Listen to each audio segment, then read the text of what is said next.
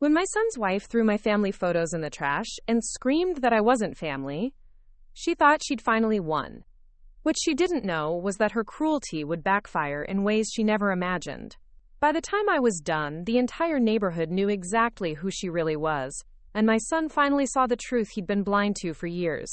Before we jump back in, tell us where you're tuning in from, and if this story touches you, make sure you're subscribed, because tomorrow, I've saved something extra special for you. My name is Margaret Chen, and at 62, I thought I'd seen enough of life to handle whatever came my way. I raised 3 children as a single mother after my husband passed when they were young, worked 2 jobs to keep us afloat, and somehow managed to see all of them graduate college. My youngest son, David, was always the sensitive one, the peacekeeper who hated conflict more than anything else in the world.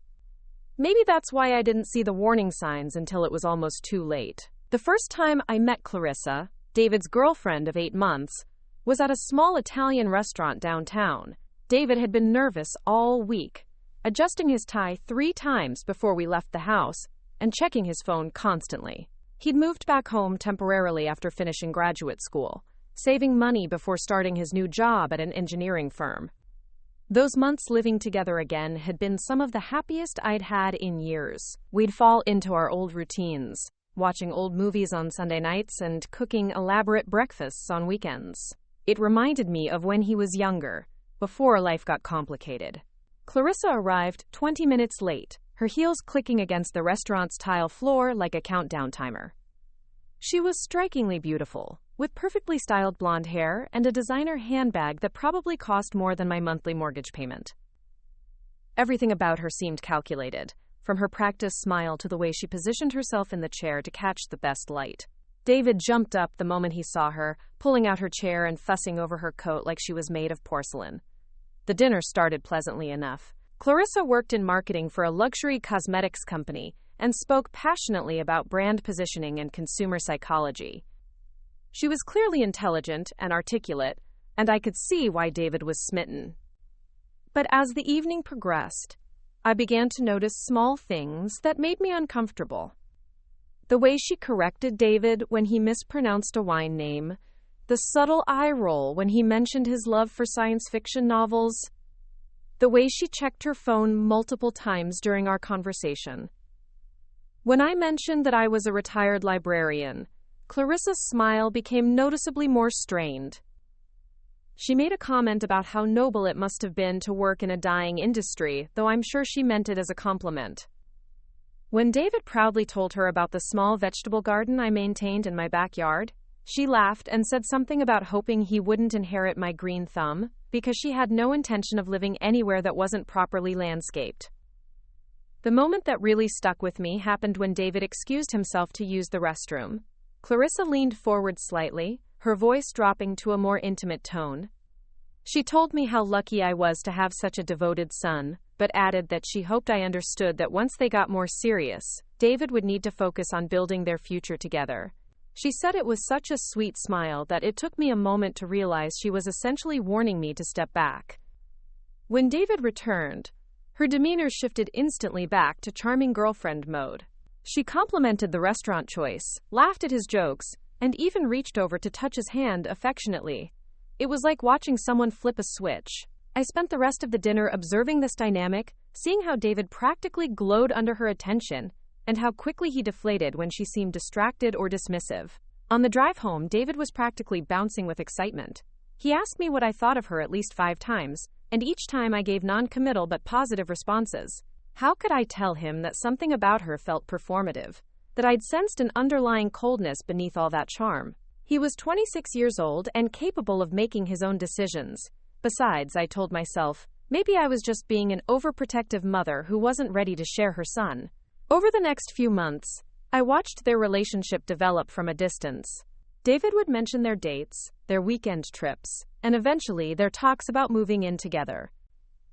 Clarissa was always polite when she called, or when I saw her briefly during David's visits home, but there was something about her interactions with me that felt increasingly territorial. She had a way of positioning herself physically between David and me during conversations, of steering topics away from family memories, or stories about David's childhood, of making subtle suggestions about how David might want to spend his time differently. The shift became more pronounced after David got his promotion to senior engineer. Suddenly, he had a substantial salary, good benefits, and the kind of career trajectory that opened up possibilities for the future. Clarissa's behavior toward him became more possessive, more controlling, though she disguised it as caring concern. She worried about him working too many hours, suggested he needed better clothes for his new position, and gradually began making decisions about their social calendar that left less and less room for family time. I started noticing that David seemed different when he was around her. The easygoing, thoughtful son I knew became more anxious, more eager to please, more apologetic about things that didn't require apologies. When I mentioned this to my older daughter, Elena, during one of our weekly phone calls, she said she'd noticed it too. Elena lived across the country, but had visited a few months earlier and commented on how David seemed to be walking on eggshells around Clarissa. The engagement announcement came on a Tuesday evening in March. David called me at work, his voice high with excitement, to tell me that Clarissa had said yes. They'd been dating for just over a year, and while part of me wanted to be happy for him, I couldn't shake the feeling that something was rushing forward too quickly. When I asked about their timeline, David mentioned that Clarissa wanted to have the wedding by the end of the year, because she'd already been looking at venues and didn't want to wait. That weekend, they came over for dinner to celebrate and show off the ring. Clarissa spent most of the evening talking about her vision for the wedding, her ideas about where they should live, and her plans for how David might want to consider a career change that would offer more prestige and earning potential. David nodded along enthusiastically, but I could see the overwhelm in his eyes.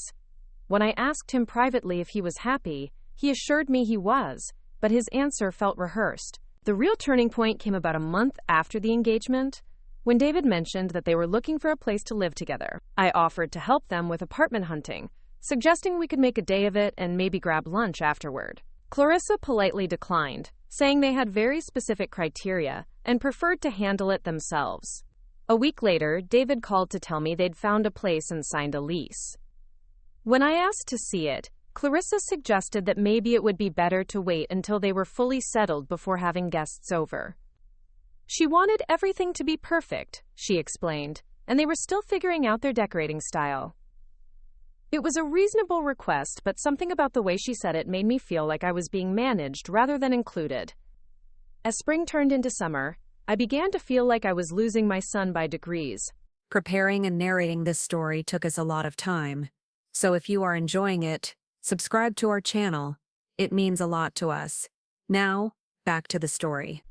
Our Sunday dinners became monthly visits, then occasional meetups for coffee. David's calls became shorter and less frequent. When I tried to invite them both to family gatherings or suggest activities we could do together, there was always something else they'd already committed to, some other priority that took precedence. The most painful part was watching David slowly adopt Clarissa's perspective on things that had once been important to him. He stopped mentioning his love of hiking because Clarissa wasn't outdoorsy. He became less interested in the science fiction conventions we used to attend together, because Clarissa found them juvenile. Even his taste in restaurants changed to match her preferences for trendy, expensive places over the comfortable neighborhood spots we'd always enjoyed. I tried to tell myself that this was normal, that people changed when they fell in love, that I needed to accept that David was building a life with someone else. But the rational part of my mind kept bumping up against the growing certainty that something wasn't right. The David I'd raised was thoughtful and independent, someone who valued family and tradition. The David the first was seeing now seemed anxious to anticipate Clarissa's needs and preferences, almost like he was afraid of disappointing her. My wake-up call came during what should have been a happy occasion. David's birthday was in August, and I'd planned a small family gathering like we'd done every year since he was a child. I'd invited Elena, who was flying in for the weekend, my sister Joan and her family, and a few of David's longtime friends. I'd spent days preparing his favorite foods and had even managed to track down a rare book he'd mentioned wanting months earlier. The night before the party, David called to tell me that Clarissa wasn't feeling well and they might not be able to make it. When I expressed disappointment and suggested that maybe he could come alone, even briefly, he became agitated. He said Clarissa needed him to take care of her, and it wouldn't be right to leave her when she was sick. I offered to bring soup and medicine, to help in whatever way I could. but David quickly declined. Clarissa just needed rest, he said, and having people over would be too much. The party went on without them, but the absence hung over everything. Elena was furious, pointing out that this was exactly the kind of behavior she'd been worried about. My sister Joan, who'd always been diplomatic about family issues, quietly mentioned that she'd noticed David seemed different lately, more distant and less like himself. Even David's friends seemed confused by his absence, especially since he'd specifically asked one of them to clear the date weeks earlier. That night, as I was cleaning up and putting away the untouched birthday cake, I realized that I couldn't keep pretending everything was fine. Something was happening to my son, something that was changing him in fundamental ways, and I needed to understand what it was. I decided that instead of waiting for David to include me in his life, I was going to start paying closer attention to what was actually happening in his relationship. The first thing I noticed was how Clarissa had begun to control the narrative around David's time and commitments. When I'd call to speak with him, she would often answer his phone and explain that he was busy, stressed, or unavailable. She'd take messages and promise to have him call back, but those return calls became increasingly rare. When I did reach David directly, conversations felt rushed and superficial, like he was afraid someone might overhear or like he was eager to get off the phone.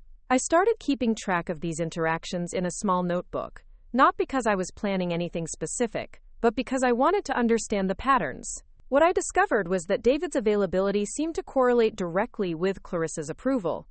If she was in a good mood, or if there was something she wanted from the family, David would be warm and chatty.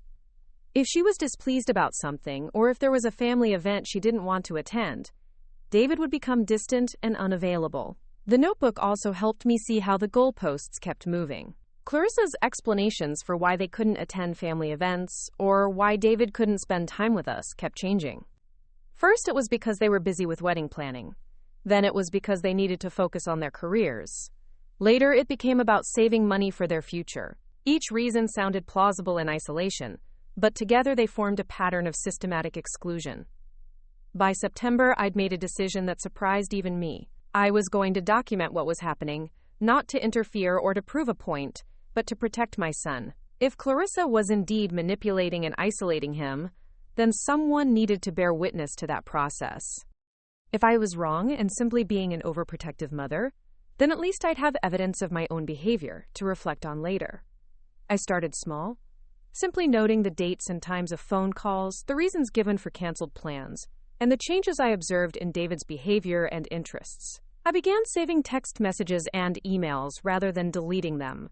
I started paying attention to social media posts and the way David and Clarissa presented their relationship online versus how it seemed in person. What emerged was a picture of a relationship where one person was systematically undermining the other's connections to family, friends, and independent interests. Clarissa had become the gatekeeper to David's time, attention, and emotional energy. She'd positioned herself as the authority on what was best for him, what he should want, and how he should prioritize his life. The most troubling part was how effective her approach was. Because Clarissa never issued ultimatums or made outright demands, David couldn't point to specific moments where she'd been unreasonable. Instead, she used a combination of emotional manipulation, guilt, and strategic helplessness to get her way. She'd express hurt feelings when David wanted to spend time with family, worry about their financial future when he wanted to be generous with gifts, or claim to feel sick or overwhelmed when there were family obligations she wanted him to skip. By October, I knew I had to act. The wedding was planned for December, and once they were married, Clarissa would have even more leverage to control David's relationships and decisions. But I also knew that approaching David directly would likely backfire. Clarissa had been laying groundwork for months, portraying me as an overinvolved mother who couldn't accept that her son was grown up. If I confronted him with my concerns, it would be easy for her to frame my worries as possessiveness or jealousy. Instead, I decided to focus on creating opportunities for David to see the situation more clearly himself. I started inviting other family members and friends to gatherings where David and Clarissa would be present, hoping that multiple perspectives might help David recognize the dynamics that had become normal to him. I began asking gentle questions about his happiness and his goals, trying to remind him of the person he'd been before this relationship began to reshape him. The breakthrough came in an unexpected way. In November, My elderly neighbor, Mrs. Patterson, fell and broke her hip. She lived alone and needed help with basic tasks while she recovered. I'd been bringing her groceries and helping with housework, and when David learned about this, he immediately volunteered to help.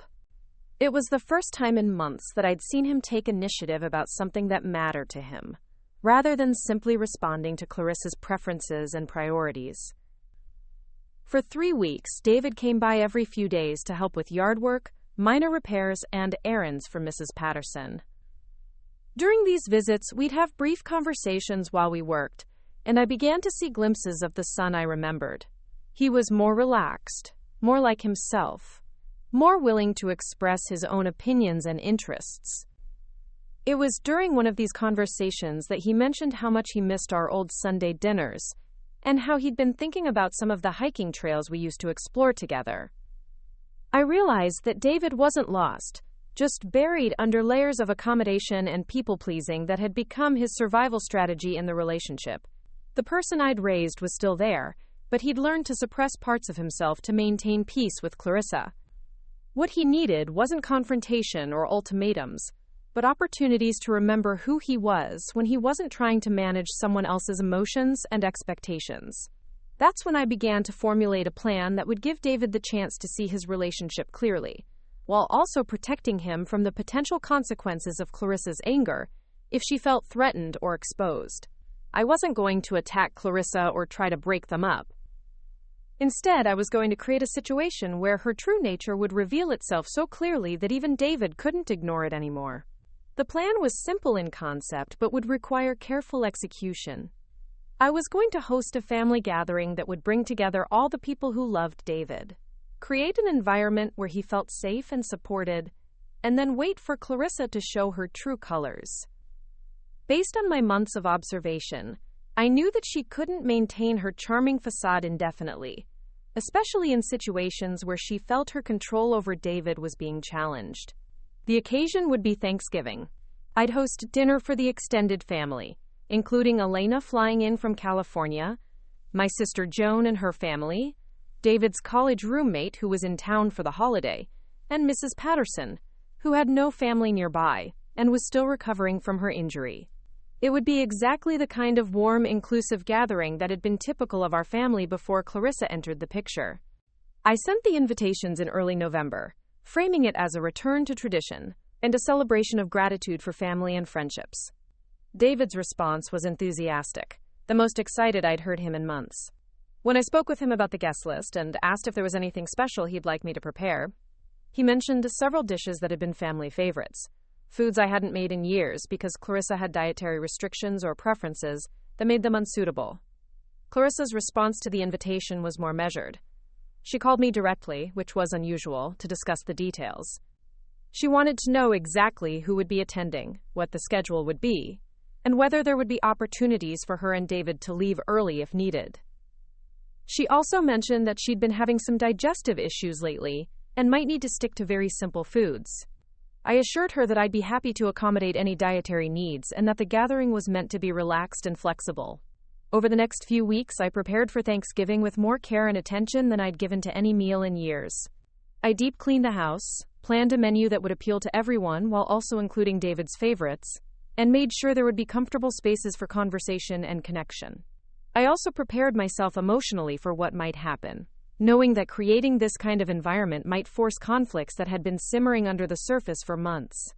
3 days before Thanksgiving, Clarissa called again. This time, her tone was more strained. She explained that she'd been feeling increasingly anxious about the large gathering, and wondered if it might be better for her and David to host a smaller, more intimate dinner at their apartment instead. She suggested that maybe I could join them there, along with just 1 or 2 other family members, so that everyone would be more comfortable. I politely declined, explaining that I'd already done all the shopping and preparation, and that several people were traveling specifically for this gathering. I offered to make modifications to accommodate her comfort, but I wasn't willing to fundamentally change the event. Something in Clarissa's voice when she hung up told me that she viewed my response as a declaration of war. The morning of Thanksgiving, David called to let me know they might be running late because Clarissa had woken up feeling unwell. I could hear tension in his voice, the strain of trying to manage competing demands and expectations. I told him not to worry about the timing, that we'd wait for them and that Clarissa's health was the most important thing. But I also mentioned how much I was looking forward to seeing him and how excited Mrs. Patterson was to have company for the holiday. By the time David and Clarissa arrived, nearly 2 hours after the planned start time, the house was full of warmth and laughter. Elena had been helping in the kitchen, sharing stories about her new job and making everyone laugh with her impressions of difficult clients. Joan's teenagers were playing board games with Mrs. Patterson, who was delighting in having young people to spoil and advise.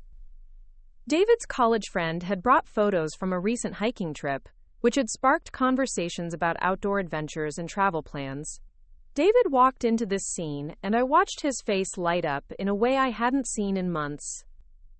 He moved easily through the room, hugging family members, catching up with his friend, and checking on Mrs. Patterson's recovery.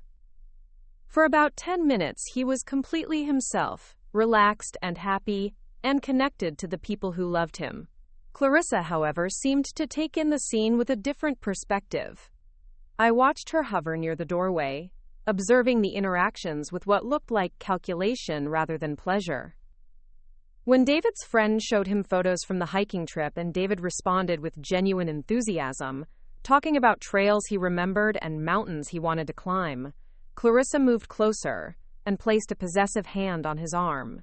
The first real tension came during dinner preparation. Elena and I had developed a rhythm in the kitchen, working together to get everything ready while maintaining the flow of conversation with the rest of the group. When I suggested that Clarissa might want to join us, she declined, saying that she preferred not to get in the way since she didn't know our family's routines.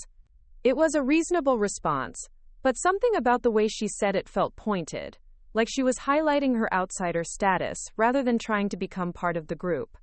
When David offered to help instead, Clarissa quickly mentioned that she was feeling dizzy and might need him to stay close in case she needed to leave suddenly. I watched this exchange with new eyes, seeing how smoothly Clarissa redirected David's attention from family connection back to her needs. It wasn't dramatic or obvious, just a subtle shift that pulled him away from the group and back into his role as her caretaker and manager. The real revelation came after dinner, during the relaxed conversation and dessert portion of the evening. Mrs. Patterson had brought out a photo album from her younger days, including pictures from her career as a nurse in the Army. The photos sparked stories about travel, adventure, and the satisfaction of meaningful work. David became animated, asking questions and sharing his own thoughts about purpose and career fulfillment. Elena picked up on his enthusiasm and mentioned a conversation she'd had with a colleague about engineering opportunities in sustainable development, projects that would combine David's technical skills with environmental impact. David's eyes lit up as he talked about innovations he'd read about and changes he'd love to be part of. That's when Clarissa spoke up, her voice cutting through the conversation with surgical precision. She said that while environmental work sounded noble, David had to be realistic about their financial goals and the lifestyle they wanted to build together. She mentioned the mortgage they'd soon be taking on, the importance of career stability, and the need to focus on positions that offered clear advancement potential rather than chasing idealistic dreams. The room went quiet. Not the comfortable silence of people thinking, but the awkward silence of people who'd just witnessed something uncomfortable. David's expression shifted from enthusiasm to embarrassment, and he quietly mumbled something about how Clarissa was right, that he needed to be more practical about career decisions. Elena looked stunned. She'd never seen her brother defer to someone else's judgment about his own professional aspirations, especially not in such a public way. Joan caught my eye across the table, her expression concerned. Even David's friend seemed surprised by the interaction, clearly remembering a David who'd been passionate about making a positive impact through his work. But it was Mrs. Patterson who broke the silence in the most unexpected way. At 84, she'd lived through enough relationship dynamics to recognize what she was seeing. She looked directly at Clarissa and said, with the kind of gentle authority that comes with age and experience, that in her years of counseling young soldiers and their families, she'd learned that the most successful couples were the ones who supported each other's dreams rather than limiting them. The comment wasn't aggressive or confrontational, but it was clear and direct in a way that left no room for misinterpretation. Clarissa's carefully maintained composure cracked slightly, and for just a moment, I saw something cold and angry flash across her face before she reassembled her polite smile. What happened next changed everything. Clarissa excused herself to use the bathroom, and in her absence, the conversation gradually returned to its warm, supportive tone. David relaxed again, continuing his conversation about meaningful work and even laughing at one of his friend's stories. It was like watching someone emerge from underwater, finally able to breathe freely. When Clarissa returned, she'd clearly made a decision. She announced that she was feeling much worse and needed to go home immediately. David immediately shifted into caretaker mode, apologizing to everyone and gathering their coats. But as they were preparing to leave, Clarissa made one more comment that revealed more than she probably intended. She thanked me for dinner, and then added, in a voice loud enough for everyone to hear, that she hoped David's family would understand that his priorities had to change now that he was building a life with her. She said it with a smile, but the message was unmistakable. She was drawing a line between David's family and his future, making it clear that we were on opposite sides of that divide. After they left, the remaining guests sat in stunned silence for several minutes. Elena was the first to speak, her voice tight with anger as she asked what the hell had just happened. Joan mentioned that she'd never seen David look so diminished, so unlike himself. His friend expressed confusion about the dramatic change in David's personality and confidence. Mrs. Patterson, with the wisdom of her years, made the observation that would guide everything that came next.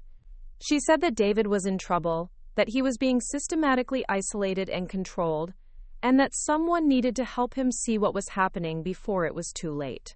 She'd seen this pattern before, she said, and it rarely ended well without intervention.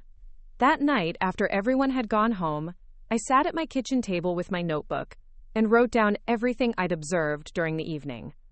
The way Clarissa had monitored David's interactions, redirected his attention when he became too engaged with others, and ultimately removed him from a situation where he was connecting authentically with people who loved him.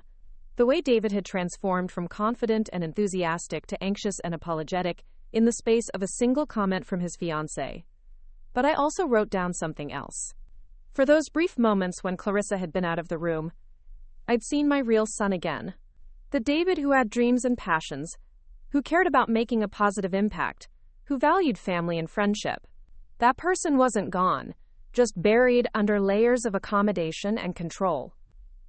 I realized that confronting David about Clarissa would only push him further away and give her more ammunition to paint me as an interfering mother. Instead, I needed to create more opportunities for David to experience himself as he really was, away from Clarissa's influence and expectations. I needed to help him remember who he'd been before he'd learned to manage someone else's emotions and desires. The plan that began to form in my mind was both simple and complex. I would find ways to spend time with David alone, to engage him in activities and conversations that reminded him of his authentic self. I would document the patterns of control and manipulation that I was observing, not to use as weapons against Clarissa, but to help David see them clearly when he was ready. And I would build a support network of family and friends who could provide perspective and validation when David began to question what had become normal in his relationship. Most importantly, I would be patient. I'd learned enough about emotional manipulation to know that it worked by creating confusion and self-doubt in the victim. David would need time and support to untangle the web of guilt, obligation, and distorted reality that had been woven around him. Pushing too hard or too fast would only drive him deeper into Clarissa's control. As I closed my notebook that night, I made a promise to myself and to my son. I would not abandon him to this situation, no matter how difficult or painful it became. I would find a way to help him see clearly again, to remember his own worth and agency, and to make decisions based on his authentic desires rather than someone else's manipulation.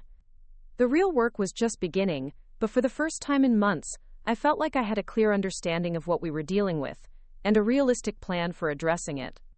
David was still in there, still the thoughtful, independent person I'd raised. I just needed to help him find his way back to himself. The week after Thanksgiving, I knew I had to move carefully.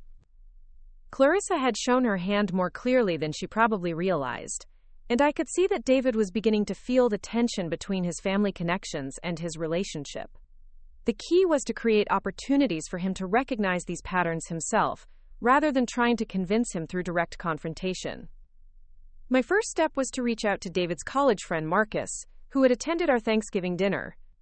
Marcus had known David for over 8 years, and I could see in his expression during dinner that he was troubled by the changes he'd observed.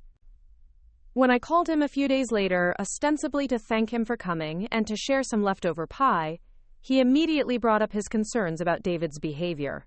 Marcus told me that he'd been thinking about our conversation ever since, particularly the moment when Clarissa had shut down David's enthusiasm about environmental engineering. He mentioned that David had once been passionate about using his skills to address climate change, and that they'd spent countless hours in college discussing innovative approaches to sustainable technology. To see David dismiss those interests so quickly, and in such a deflated way, had been genuinely shocking. I asked Marcus if he'd be willing to invite David to some of their old activities, the kinds of things they used to enjoy together, before Clarissa became the center of David's world. Marcus was immediately receptive to the idea.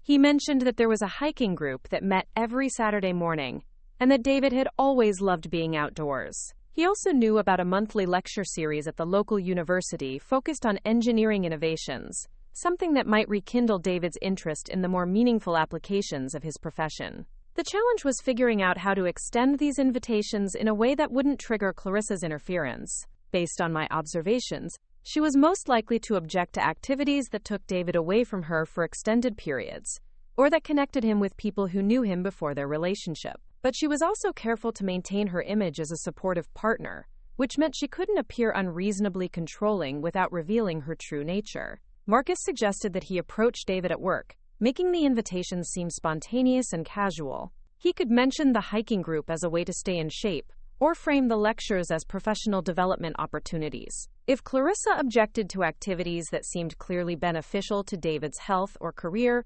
she'd be forced to show her controlling nature more obviously. While Marcus worked on reconnecting with David through shared interests, I focused on strengthening my relationship with Elena and Joan, ensuring that David had multiple family members who could provide perspective and support when he needed it. Elena had been deeply disturbed by what she'd witnessed at Thanksgiving, and she was eager to help in whatever way possible. As David's older sister, she had credibility with him that I might not have as his mother. Elena suggested that she start calling David more regularly, not to discuss Clarissa or relationship issues, but simply to maintain their sibling connection. She could share stories about her work, ask for his advice on technical problems, and remind him of their shared history and inside jokes. The goal was to provide him with a relationship that existed independently of Clarissa's influence, a space where he could be himself without worrying about managing someone else's emotions. Joan offered to help by including David in some of the family traditions that had been disrupted over the past year. She suggested organizing a family game night, like we'd done when all the kids were younger, or planning a group outing to one of the local festivals we'd always attended together. These kinds of low-pressure social activities would give David opportunities to reconnect with his extended family, while making it difficult for Clarissa to object without seeming antisocial. I also decided to strengthen my relationship with Mrs. Patterson, who had proven to be an unexpectedly valuable ally. Her experience with relationship dynamics, combined with her age and wisdom, made her someone whose perspective David might respect. She'd also taken a genuine liking to David during his visits to help with her recovery, and she'd mentioned several times how much she enjoyed their conversations. Mrs. Patterson and I began having regular coffee visits, during which she'd share stories about her experiences counseling young couples during her military service. She had a gift for identifying relationship patterns and explaining them in ways that were clear and non-judgmental.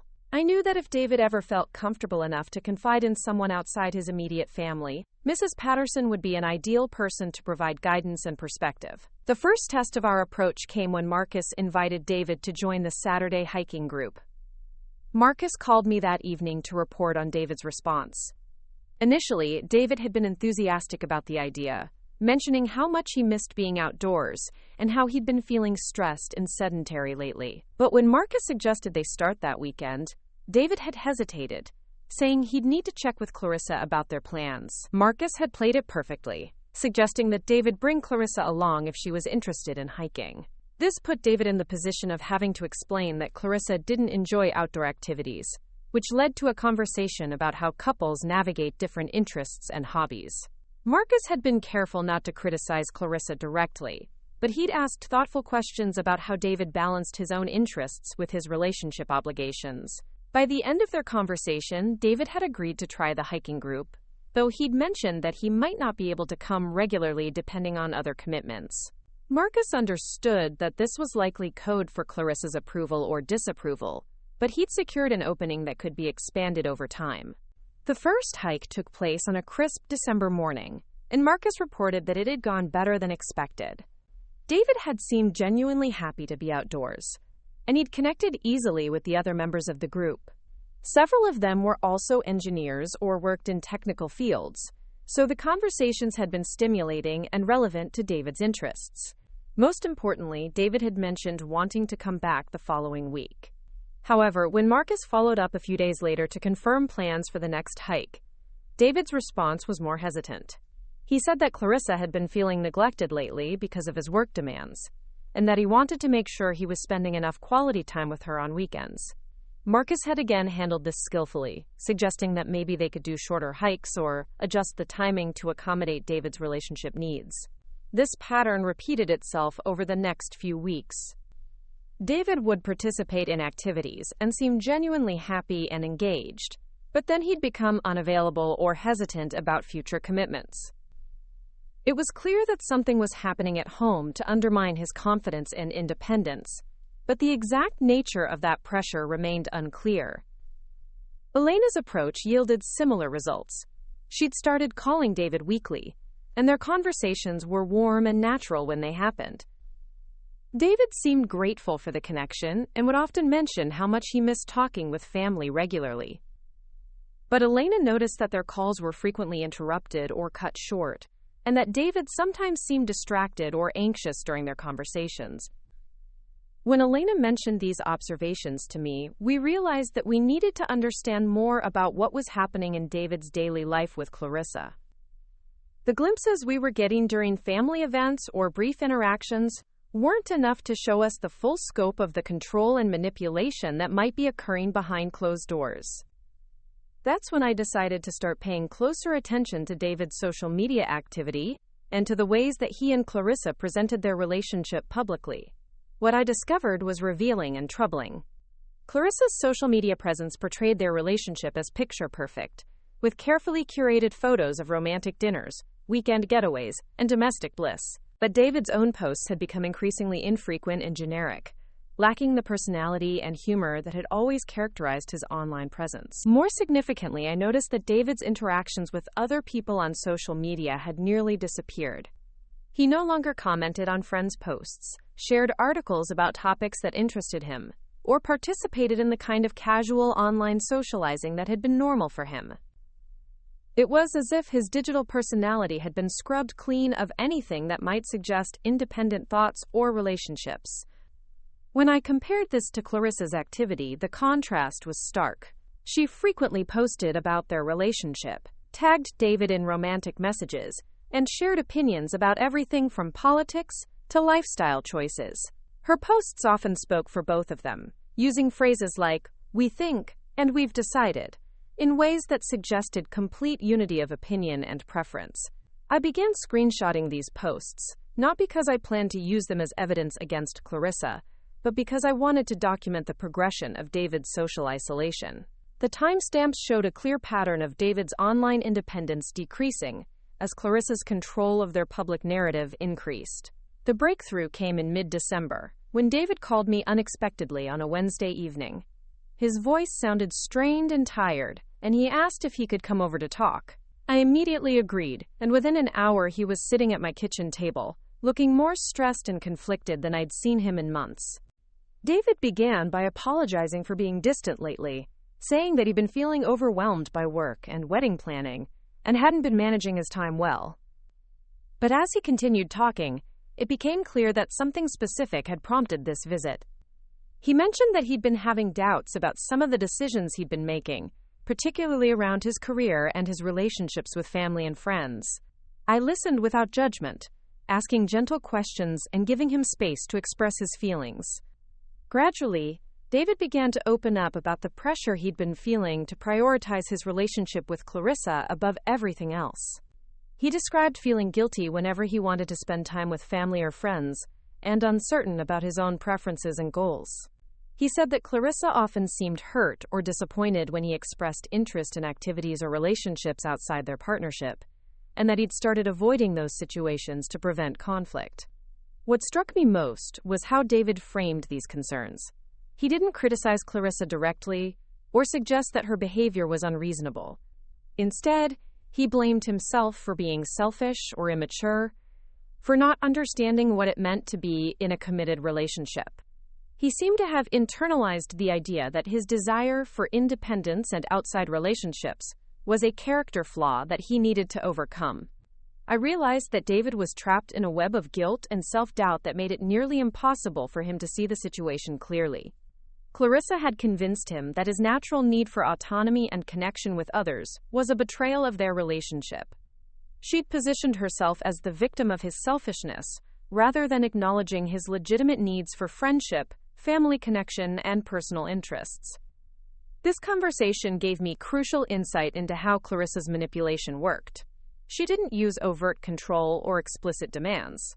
Instead, she used emotional manipulation to make David feel guilty for wanting things that were completely normal and healthy. She'd created a dynamic where David constantly questioned his own motivations and desires, always wondering if he was being unfair to her or damaging their relationship. I knew I had to respond carefully to David's confession. If I criticized Clarissa directly or suggested that she was manipulating him, he'd likely become defensive and retreat further into the relationship. Instead, I focused on validating his feelings and helping him remember that his needs were legitimate and important. I told David that what he was describing sounded exhausting and lonely, and that it was natural for him to want connections with family and friends alongside his romantic relationship. I shared some stories about my own marriage and about other healthy relationships I'd observed, emphasizing how partners could support each other's independence rather than competing with it. Most importantly, I assured David that his doubts didn't make him selfish or immature. I explained that questioning major life decisions was a sign of wisdom and self-awareness, not weakness. I encouraged him to trust his instincts and to remember that a good partner would want him to feel confident and supported, not guilty and conflicted. By the end of our conversation, David seemed calmer and more centered. He thanked me for listening without judgment and mentioned that he'd been feeling isolated lately, like he couldn't talk to anyone about his concerns.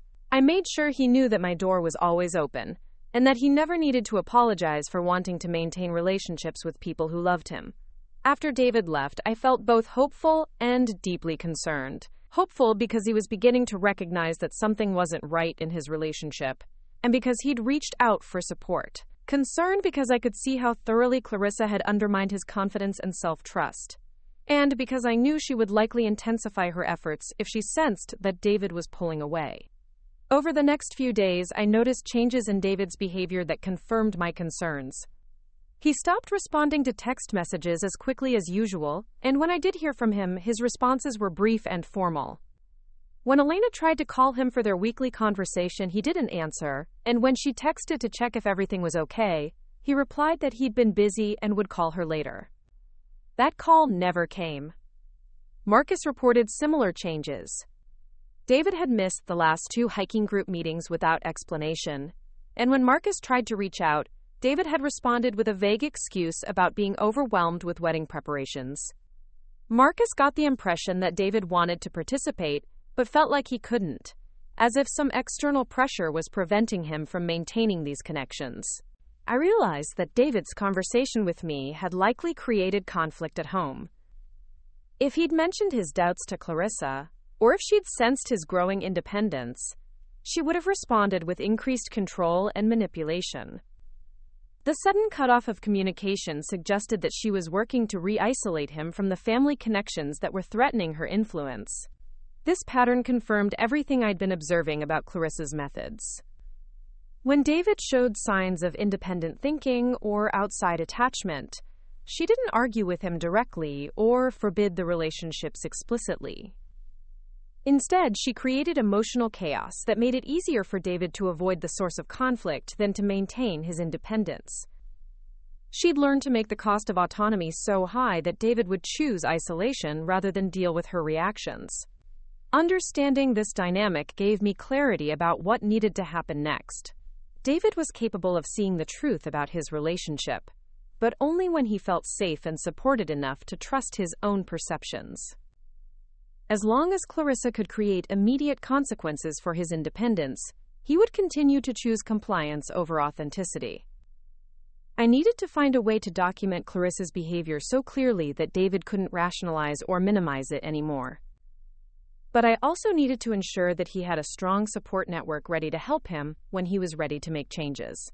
The approach would require patience, coordination, and perfect timing. I called Elena and Joan to update them on David's visit and my concerns about the increased isolation that had followed. We agreed that we needed to be more strategic about maintaining contact with David, finding ways to reach him that Clarissa couldn't easily monitor or interfere with. Elena suggested that she start sending David text messages about work-related topics, framing their communication as professional networking rather than family connection. Joan offered to approach David through practical matters, like insurance questions or tax advice, topics that Clarissa would have difficulty objecting to without seeming unreasonable. Mrs. Patterson suggested that she could mention David in conversations with neighbors, creating social pressure for him to maintain some level of community connection. We also decided that we needed to start documenting Clarissa's behavior more systematically. While my notebook observations were helpful for understanding patterns, we needed evidence that would be convincing to David when he was ready to see it. This meant finding ways to witness and record her manipulation tactics directly.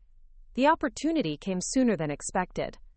In late December, Clarissa called me to discuss wedding plans, specifically the guest list and seating arrangements. She wanted to have a conversation about managing family dynamics at the reception, ensuring that everyone would be comfortable and that there wouldn't be any awkward social situations. The call itself was perfectly pleasant and reasonable on the surface. Clarissa expressed concern about accommodating elderly guests, managing dietary restrictions, and creating a festive atmosphere for everyone. But as she continued talking, subtle control tactics became apparent. She mentioned that David had been feeling overwhelmed by having too many social obligations, and that they'd decided to keep the wedding celebration relatively small and intimate. When she suggested that some family members might be more comfortable attending just the ceremony rather than the full reception, I realized that she was systematically reducing David's support network at what should have been one of the most important celebrations of his life. She framed these exclusions as considerate gestures, but the effect would be to limit David's connections with people who knew him well and might question the relationship dynamics they observed. I recorded this conversation, not secretly, but by mentioning that I wanted to take notes to make sure I understood all the details correctly. Clarissa readily agreed, seeming pleased that I was taking the planning seriously. As she continued outlining her vision for the wedding, she revealed more about her perspective on David's relationships and her expectations for their marriage. She mentioned that David's hiking group friends probably wouldn't fit in well with the more sophisticated crowd she was hoping to attract. She suggested that some family members might find the formal reception atmosphere uncomfortable and might prefer a more casual celebration. She even hinted that David's college friends, while nice people, represented a phase of his life that he was ready to move beyond. Each of these comments was delivered with concern and consideration, but the cumulative effect was to justify excluding anyone who had a strong, independent relationship with David. Clarissa was essentially planning a wedding that would celebrate her vision of their future while minimizing input from people who knew David's authentic personality and values. After the call ended, I transcribed the most revealing portions of our conversation, noting not just what Clarissa had said, but how she'd framed her suggestions. The pattern was clear. She consistently positioned herself as protecting David from stress, discomfort, or difficult social situations, while actually isolating him from people who cared about his well-being. This documentation would be crucial when David was ready to see the truth, but I knew that confronting him with it prematurely would only drive him deeper into Clarissa's control. Instead, I focused on creating opportunities for David to experience authentic connection and support, so that when he was ready to make changes, he'd have a foundation of relationships to build on. The plan I developed over the holiday break was comprehensive but subtle. Elena would continue reaching out about work-related topics, gradually expanding into more personal conversation as David became comfortable with regular contact. Marcus would keep inviting David to low-pressure activities, making it clear that he was welcome whenever he was available, without applying pressure about missed opportunities. Joan would involve David in family planning activities like organizing birthday parties for the grandchildren, giving him opportunities to contribute to family life in ways that felt meaningful and necessary. Mrs. Patterson would continue to be available as a source of wisdom and perspective, someone David could confide in without worrying about family politics or relationship drama. Most importantly, I would document every interaction with Clarissa, building a clear record of her control tactics and manipulation strategies. When David was ready to see the truth about his relationship, he'd have evidence that was undeniable and comprehensive. The holidays provided the perfect testing ground for this approach. Clarissa and David attended our Christmas Eve gathering, but their participation was limited and strategic. They arrived late and left early, with Clarissa citing fatigue and David apologizing for not being more social. During the brief time they were present, I watched Clarissa monitor David's conversations and redirect his attention whenever he became too engaged with family members. The most revealing moment came when David's young nephew asked him about engineering, expressing interest in David's career and asking questions about different types of projects. David lit up as he explained his work, clearly enjoying the opportunity to share his expertise with someone who was genuinely interested. But after a few minutes, Clarissa appeared at his side, mentioning that they should probably let David relax, rather than talking about work during the holidays. It was a subtle interruption that appeared considerate on the surface, but the effect was to shut down a conversation that was bringing David joy and connection. David immediately deflated, apologizing to his nephew and suggesting they could talk more another time. The child looked confused and disappointed, but he accepted the dismissal without argument. Elena witnessed this interaction and mentioned it to me later, noting how quickly David's demeanor had changed when Clarissa intervened. She pointed out that David had always loved talking with the younger family members, and that his enthusiasm about his career had been one of his most attractive qualities. To see him apologize for sharing his passion and expertise was deeply troubling. This pattern repeated itself throughout the evening. Whenever David began to relax and connect authentically with family members, Clarissa would find a way to interrupt or redirect his attention. She wasn't overtly rude or controlling, but she was constantly managing David's social interactions to ensure that he remained focused on her needs and preferences. By New Year's Eve, I had compiled a detailed record of Clarissa's behavior patterns, David's responses to different types of social situations, and the ways that his personality and confidence fluctuated depending on the level of control being exerted over him. The evidence was clear and comprehensive, but I knew that David wasn't ready to see it yet. What David needed was time and space to reconnect with himself, to remember who he was when he wasn't constantly managing someone else's emotions and expectations. He needed opportunities to experience relationships that were supportive rather than controlling, activities that brought him joy rather than stress, and conversations that validated his thoughts and feelings rather than questioning or redirecting them. The challenge was creating those opportunities while working around Clarissa's interference. She'd become increasingly vigilant about monitoring David's activities and relationships, and she'd proven skillful at creating emotional crises that would pull him away from any situation that threatened her control. But I'd also learned that Clarissa's need to maintain her image as a loving, supportive partner created vulnerabilities in her approach. She couldn't forbid David's relationships directly without revealing her controlling nature, which meant she had to rely on manipulation and emotional blackmail to achieve her goals. If I could create situations where her true nature would be revealed clearly enough for David to see, he might finally understand what was happening to him. The plan I developed for the new year was designed to do exactly that. I would create a series of opportunities for David to reconnect with his authentic self, while also setting up situations where Clarissa's controlling behavior would become impossible to ignore or rationalize. It would require perfect timing, careful coordination, and a deep understanding of both David's vulnerabilities and Clarissa's tactics. Most importantly, it would require patience. David had been systematically isolated and manipulated for over a year, and reversing that kind of psychological conditioning would take time. But I was committed to helping him find his way back to himself, no matter how long it took or how difficult the process became. The opportunity I'd been waiting for came in February, just 3 weeks before David and Clarissa's wedding. David's company was hosting an annual awards banquet to recognize outstanding achievements, and David had been nominated for an innovation award related to a sustainable energy project he'd developed. It was exactly the kind of professional recognition that should have been a source of pride and celebration, but David seemed conflicted about attending. When he called to tell me about the nomination, his voice lacked the excitement I would have expected. He mentioned that the ceremony was on a Friday evening, and that Clarissa had already made dinner reservations at an expensive restaurant to celebrate their recent engagement photos. He seemed torn between honoring his professional achievement and maintaining his commitment to Clarissa's plans.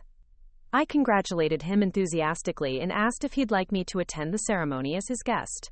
Many of the honorees were bringing family members, and I thought it would be meaningful for David to have someone there who understood the significance of his accomplishment. David's response was hesitant. He said he'd have to check with Clarissa about whether she wanted to attend the ceremony or stick with their dinner plans. The next day, David called back to say that Clarissa had decided the award ceremony would be too formal and boring, and that she'd prefer to celebrate privately with just the two of them. She'd suggested that attending work events wasn't really necessary since David already knew he'd been nominated, and that the recognition itself was more important than the actual ceremony.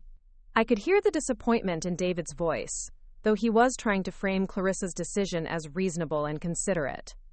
He mentioned that she'd planned something special for their dinner, and that maybe it would be better to keep the celebration intimate rather than making it a big public event. This was the moment I'd been preparing for.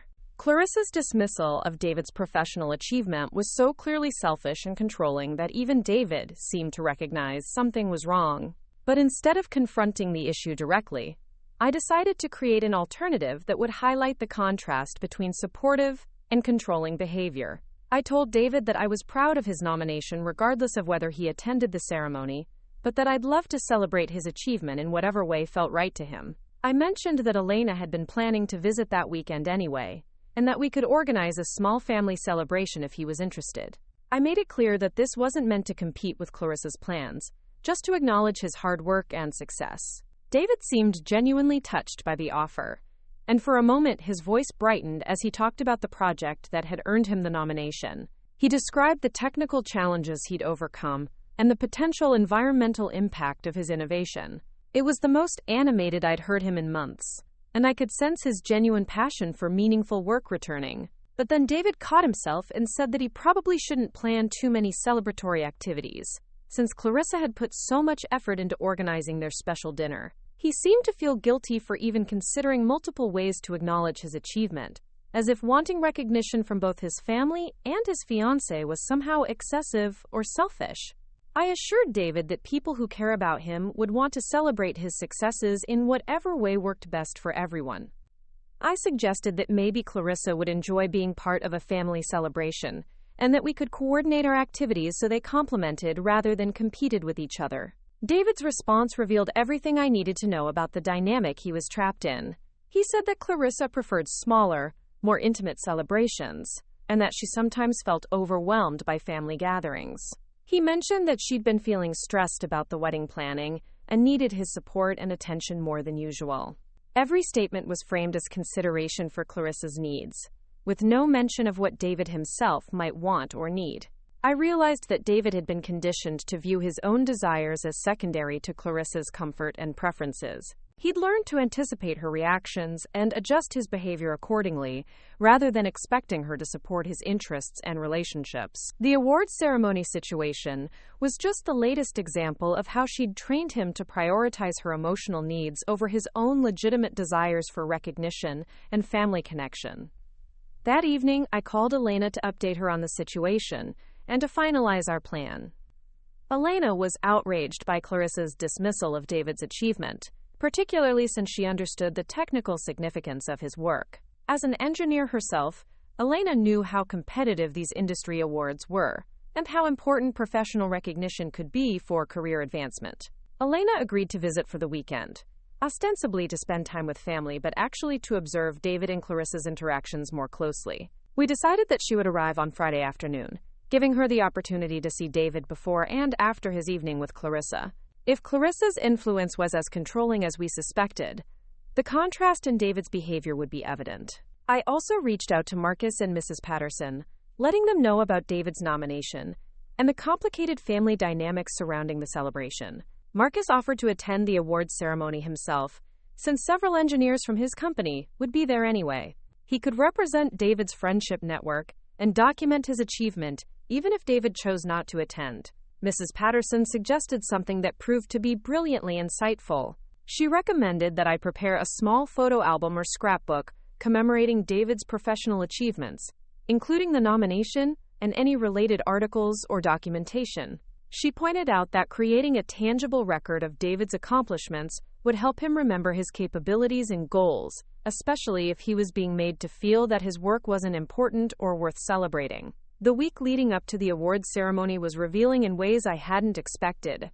David called me twice to discuss details about Elena's visit, and both times he seemed nervous about managing the logistics. He mentioned that Clarissa had been feeling anxious about having houseguests so close to their wedding date, and that he wanted to make sure Elena's visit didn't create additional stress. I found it telling that David was more concerned about Clarissa's comfort with Elena's visit than he was excited about seeing his sister after several months apart. Elena had always been one of David's closest confidants, and their relationship had been warm and supportive throughout their adult lives. The fact that her presence was now viewed as a potential source of stress rather than joy indicated how thoroughly Clarissa had disrupted David's family connections. When Elena arrived on Friday afternoon, David seemed genuinely happy to see her, but also visibly tense. He kept checking his phone and mentioning time constraints, as if he was already worried about being late for his evening plans with Clarissa. Elena picked up on this immediately and made a point of being flexible and low maintenance, emphasizing that she was just happy to spend whatever time was available. The three of us had coffee in my kitchen while David told Elena about his nomination and the project that had earned the recognition. As he described his work, his enthusiasm was evident, but so was his tendency to downplay the significance of his achievement. He mentioned several times that the nomination was probably just a token gesture, and that lots of engineers were doing similar work. Elena challenged this self-deprecating narrative gently, but firmly. She asked technical questions that highlighted the innovation and complexity of David's project, and she made connections to broader industry trends that demonstrated his work's relevance. Under her encouraging questions, David began to speak with more confidence and pride about his accomplishments.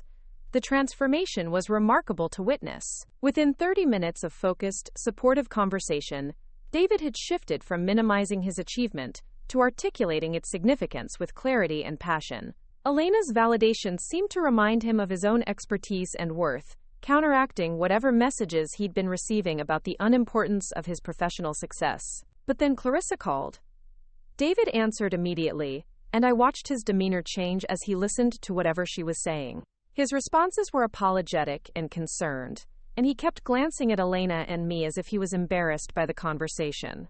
When he hung up, he explained that Clarissa was running late getting ready for their dinner and was feeling stressed about the evening's plans. David said he needed to leave earlier than expected to help Clarissa with her preparations and to make sure she felt supported before their celebration. He seemed genuinely conflicted about cutting short his time with Elena, but also convinced that Clarissa's needs took priority. Elena handled the situation gracefully, telling David that she understood and that they'd have more time to talk the next day. After David left, Elena and I sat in stunned silence for several minutes. The contrast between David's confidence during our conversation and his anxiety after Clarissa's call was so stark that it felt like watching two different people.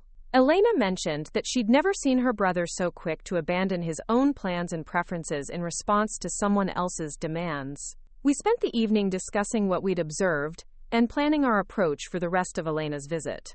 Elena was now convinced that David was in a controlling relationship, but she was also concerned about how thoroughly his self-confidence had been undermined. She pointed out that David seemed to have internalized the idea that his achievements weren't worth celebrating, and that his family relationships were somehow burdensome or selfish. The next morning, David returned looking exhausted and deflated. When Elena asked about the dinner celebration, his response was notably unenthusiastic. He said that Clarissa had been tired and hadn't felt well, so they'd ended up eating quickly and going home early. He mentioned that she'd been worried about wedding preparations and hadn't really been in the mood for celebrating. Elena asked directly whether David had enjoyed the evening, and his answer was revealing. He said that it had been fine, but that he felt guilty for wanting more recognition or celebration when Clarissa was dealing with so much stress. He seemed to have concluded that his disappointment about the low-key evening was evidence of his own selfishness rather than a reasonable response to having his achievement minimized. This was the moment Elena had been waiting for. She told David that his desire for recognition and celebration was completely normal and healthy, and that a supportive partner would want to share in his professional success rather than treating it as an inconvenience. She pointed out that his nomination was a significant honor that reflected years of hard work and expertise. David's response was defensive, but in a way that revealed his underlying uncertainty. He said that Clarissa was supportive, but that she was also dealing with her own challenges and couldn't be expected to prioritize his career over her own needs. He seemed to be repeating arguments he'd had with himself, trying to convince Elena and me that his situation was reasonable and that his expectations were unrealistic. Elena pressed gently, asking David whether he felt comfortable expressing his own needs and desires in his relationship, or whether he found himself constantly adjusting his behavior to accommodate Clarissa's preferences. She framed the question in terms of balance and mutual support, avoiding direct criticism of Clarissa while encouraging David to reflect on the dynamics he was experiencing. The conversation that followed was the most honest and vulnerable I'd seen David in over a year. He admitted that he often felt like he was walking on eggshells around Clarissa, trying to anticipate her reactions and avoid causing her stress or disappointment. He said that he'd started questioning his own judgment about what was reasonable to want or expect, and that he often felt guilty for having needs that seemed to conflict with Clarissa's comfort. David also mentioned that he'd been feeling isolated from family and friends, but that he'd assumed this was a normal part of being in a serious relationship. He said that Clarissa had helped him see that some of his previous relationships had been immature or codependent, and that learning to prioritize their partnership was a sign of growth and commitment. Elena and I exchanged glances, recognizing the language of manipulation and control in David's explanations. Clarissa had convinced him that his natural desires for independence and outside relationships were character flaws that needed to be corrected. She'd positioned herself as helping him become a better person, when in reality she was isolating him and undermining his confidence. Elena responded with stories about her own relationship, describing how her partner encouraged her family connections and celebrated her professional achievements. She talked about the difference between healthy interdependence and controlling behavior, using concrete examples that helped David see alternative models for romantic partnership. The conversation continued for over 2 hours, with David gradually becoming more open about his doubts and concerns.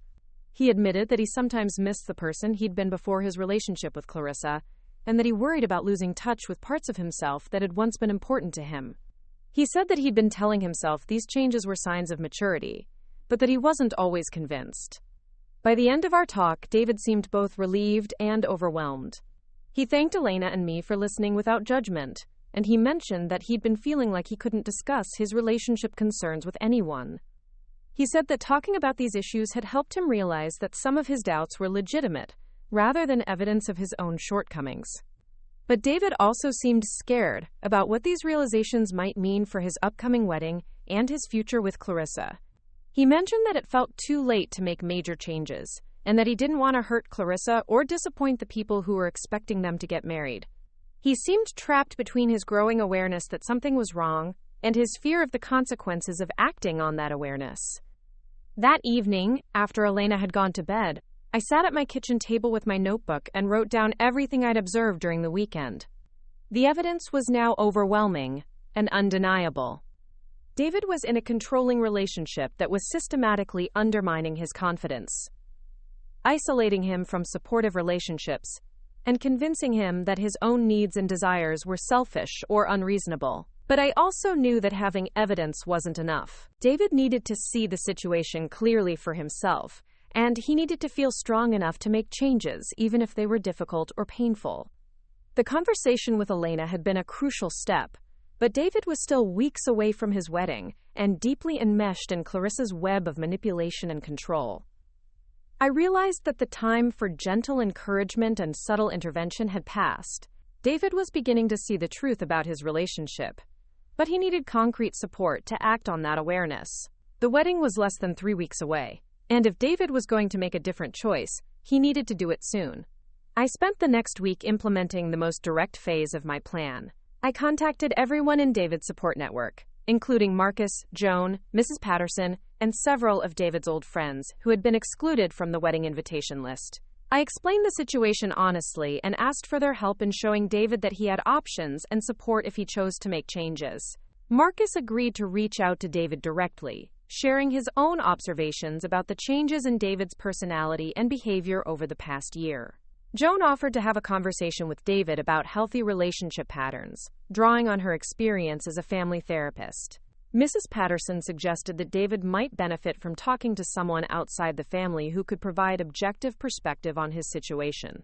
I also made a decision that felt risky but necessary. I compiled all of my documentation of Clarissa's controlling behavior, including recorded conversations, social media screenshots, and detailed notes about specific incidents.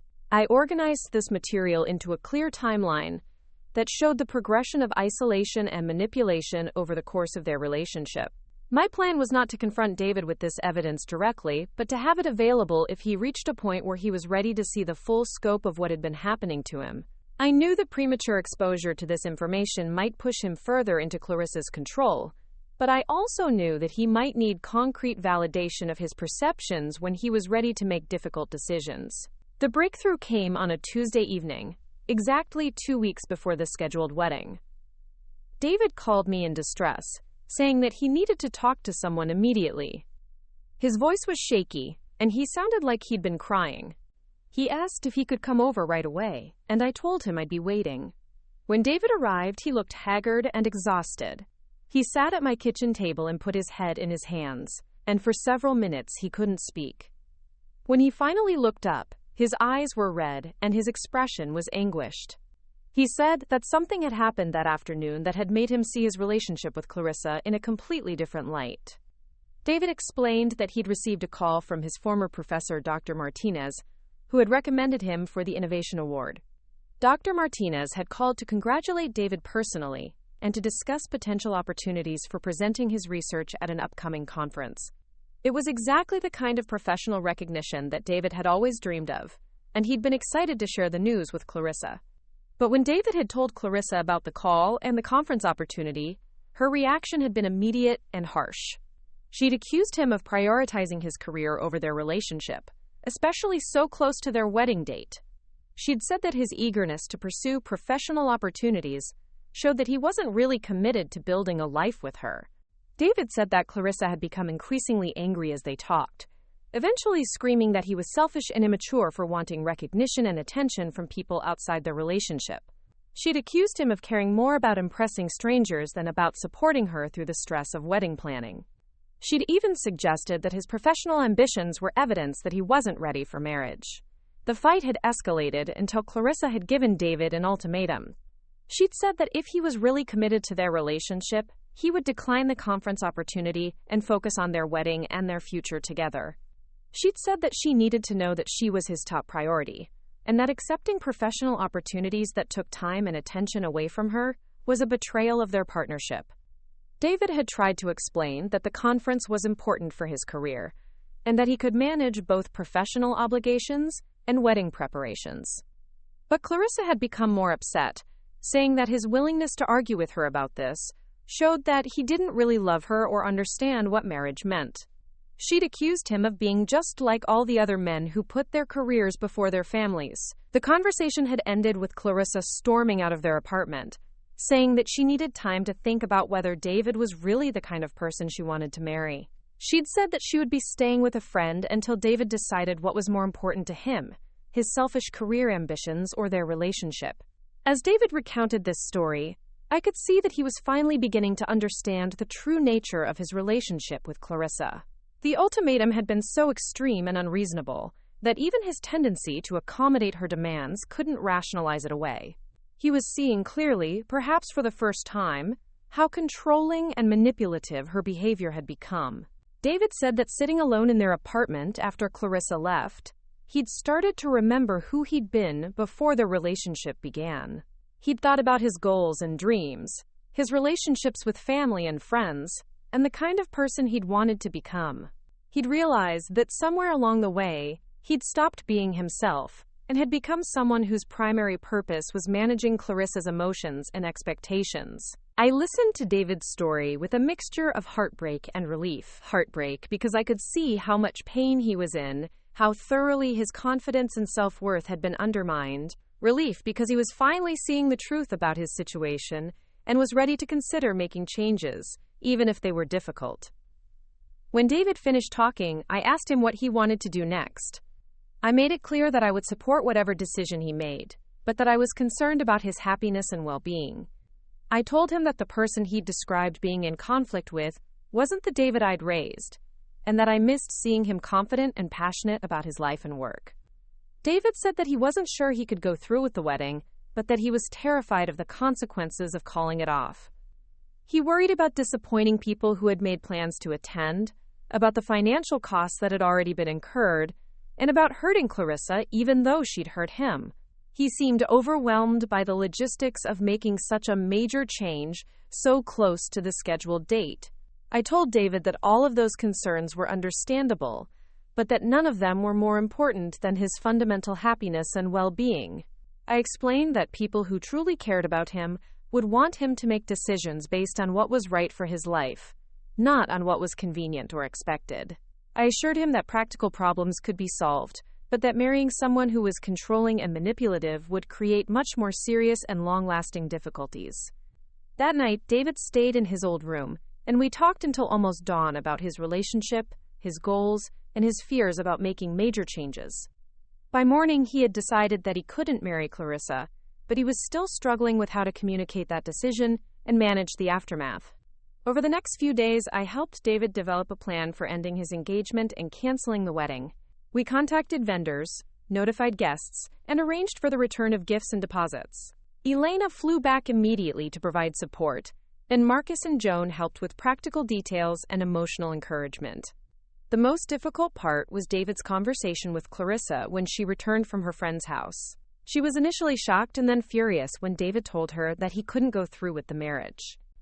She accused him of being influenced by his family and of not having the courage to commit to adult responsibilities. But David had prepared for this conversation, and he was able to articulate his concerns clearly and firmly. He told Clarissa that he'd realized their relationship wasn't healthy for either of them, and that getting married wouldn't solve the fundamental problems they'd been experiencing.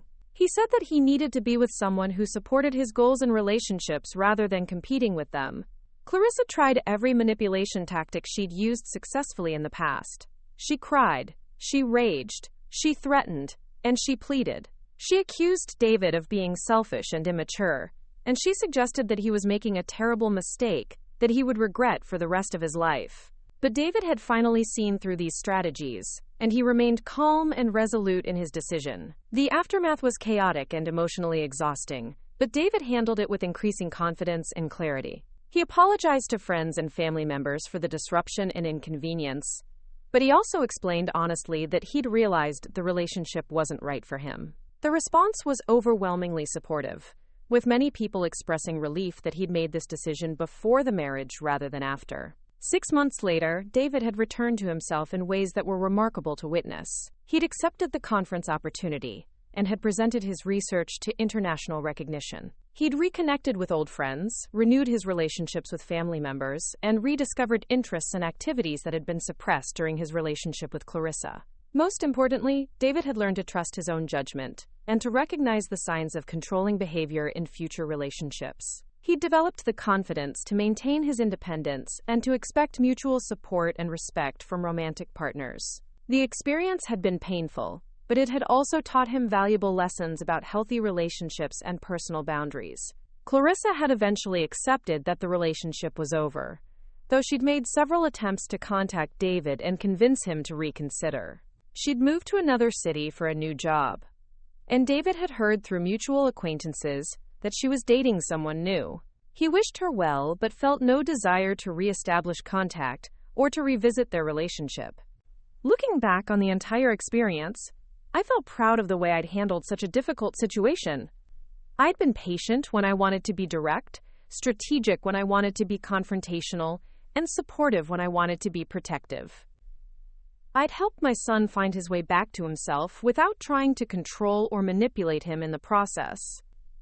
The most important lesson I'd learned was that sometimes the people we love need us to bear witness to their struggles, even when we can't solve their problems for them. David had needed to see the truth about his relationship for himself, but he'd also needed to know that he had support and alternatives when he was ready to make changes. The experience had strengthened our family relationships and had taught all of us about the importance of maintaining connections, even when they're being threatened by outside influences. Elena and Joan had become more protective of their relationships with David, and David had learned to value and prioritize the people who supported his authentic self. Up next, you've got 2 more standout stories right on your screen. If this one hit the mark, you won't want to pass these up. Just click and check them out.